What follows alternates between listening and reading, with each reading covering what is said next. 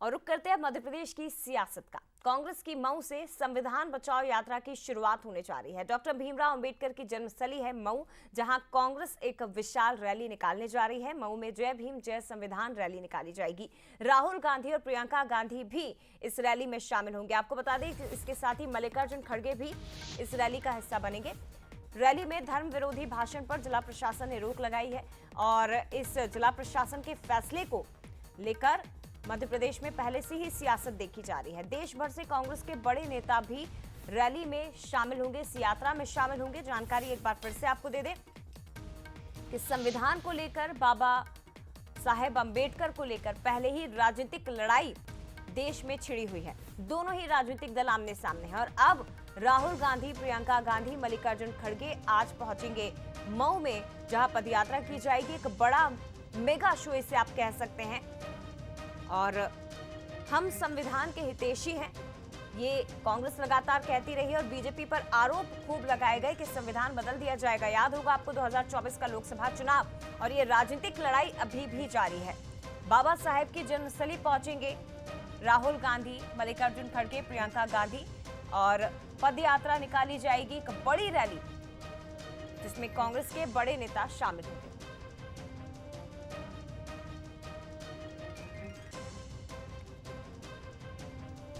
तो ये बड़ी खबर। और अब आपको ये बताते हैं कि राहुल गांधी ने मध्य प्रदेश को ही आखिर क्यों चुना।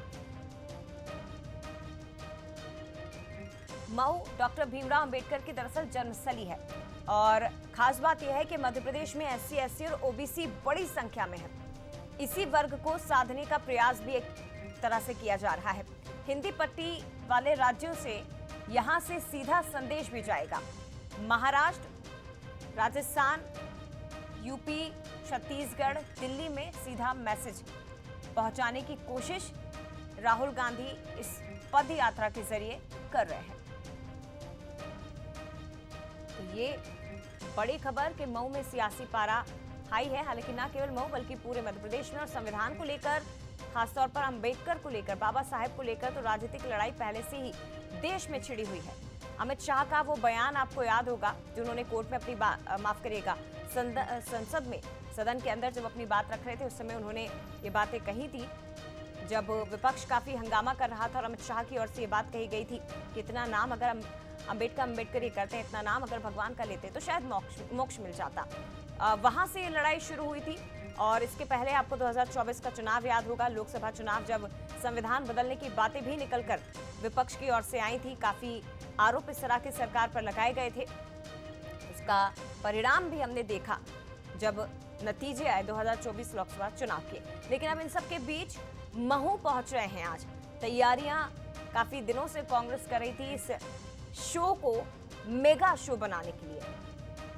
और बड़ी खबर है, जय भीम जय संविधान रैली आज निकाली जा रही है।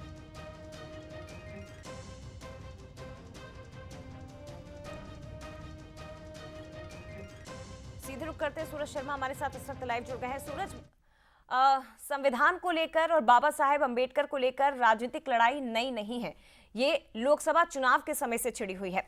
लेकिन ये जरा समझाइए कि मऊ से आज इस पदयात्रा को निकालने का उद्देश्य आखिर कांग्रेस का क्या है? क्या मायने हैं राहुल गांधी, प्रियंका गांधी, मल्लिकार्जुन खड़गे के मऊ पहुंचने के? और जरा समझाइए क्या हासिल होगा।